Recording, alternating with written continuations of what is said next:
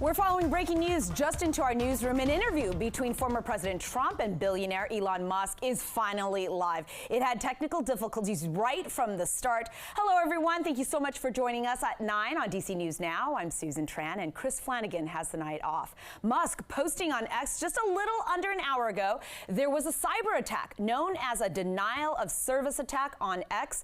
The interview, it started about 40 minutes late. Musk stressing this interview is unscripted and has no limits on subject matter. We're going to have more on this interview coming up on DC News Now.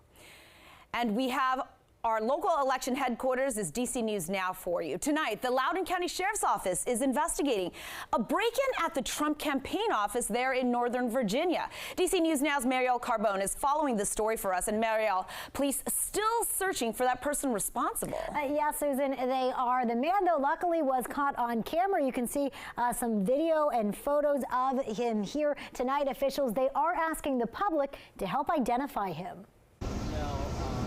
The Loudoun County Sheriff's Office is looking for this man, caught on surveillance video allegedly burglarizing a Trump for President 2024 campaign office in Ashburn, Virginia. It happened on Sunday around 9 p.m. The office is leased by the Trump campaign and also serves as the headquarters of the Virginia 10th District Republican Committee. The man was wearing dark clothing, a dark cap, and a backpack. In a statement, Sheriff Mike Chapman saying, "It is rare to have the office of any political campaign or party broken into. We are determined to identify the suspect, investigate why it happened, and determine what may have been taken as well as what may have been left behind." And we did reach out to the Trump campaign and the 10th District Republican Committee, but did not hear back. Susan, anyone with information is asked to contact the Sheriff's Office. Marielle, thank you so much. Developing in Virginia, a desperate search is underway for a missing mother in Manassas. Investigators say Mamta Coughley was last seen on July 31st there in Manassas Park. The 28-year-old is also a pediatric nurse at UVA Health, Prince William Medical Center. Police say her husband reported her missing August 5th. DC News Now's Max Marcella is there at a vigil happening right now, and we'll have a full report on the search coming up on DC News Now at 10. An investigation right now in Maryland. Montgomery County Police are looking into anti-Semitic phrases that were spray painted at an elementary school and surrounding areas there in downtown Bethesda. Police say they responded to the reports of vandalism on Sunday morning. In fact, a vendor there at a local farmer's market tried using some chalk to cover up that graffiti.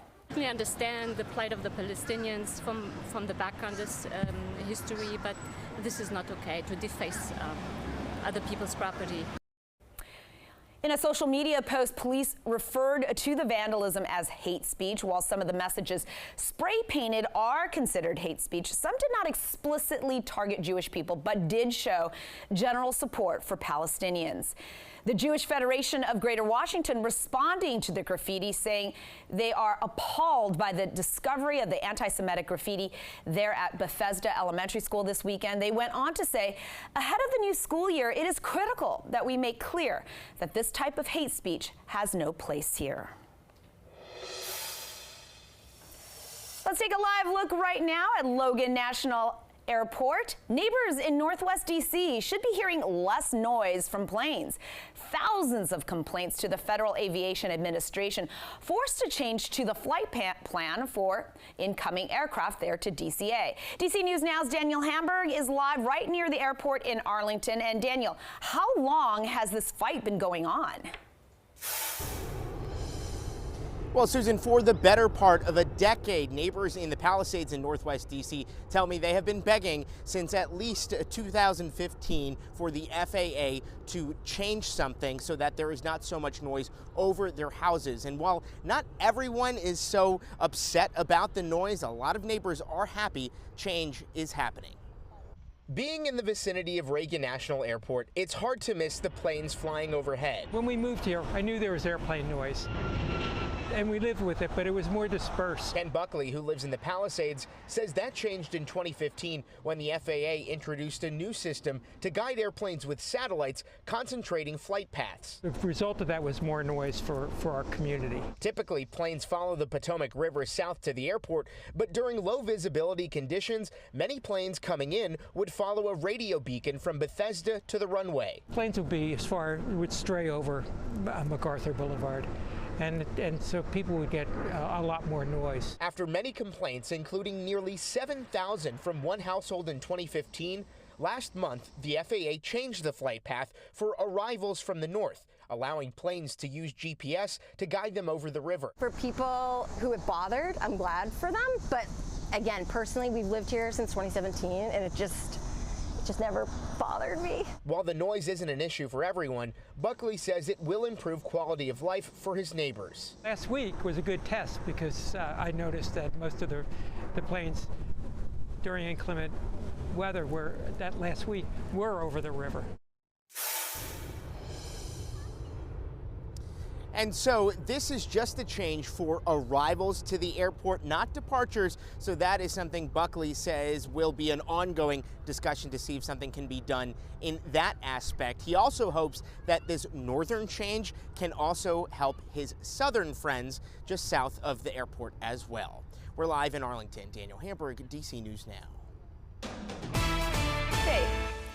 Let's check on our forecast, and we have Chief Meteorologist Janessa Webb. Janessa, what a great Monday. Yeah, I mean, it was hard to be inside, right? After such a wonderful weekend across the DMV, these big changes happening after that tropical system. Usually when you have tropical systems, the leftovers bring high pressure in, and that's what we're seeing well to our west out towards Louisville, and that's meandering at this time. Satellite composite radar, it's very quiet. It's been a lovely evening, and it will stay that way going into your Tuesday, Wednesday, Thursday. This is going to be prolonged high pressure. It almost reminds me of a Bermuda high that's not going to be budging too much in nature until about Friday. It's allowing for dew points and temperatures, air temperatures to go down. We're back into the upper 60s, folks. We haven't seen that in quite some time with this cooler air mass, along with the 50s and 60s of dew points. That nice dry air is working its way back into the region.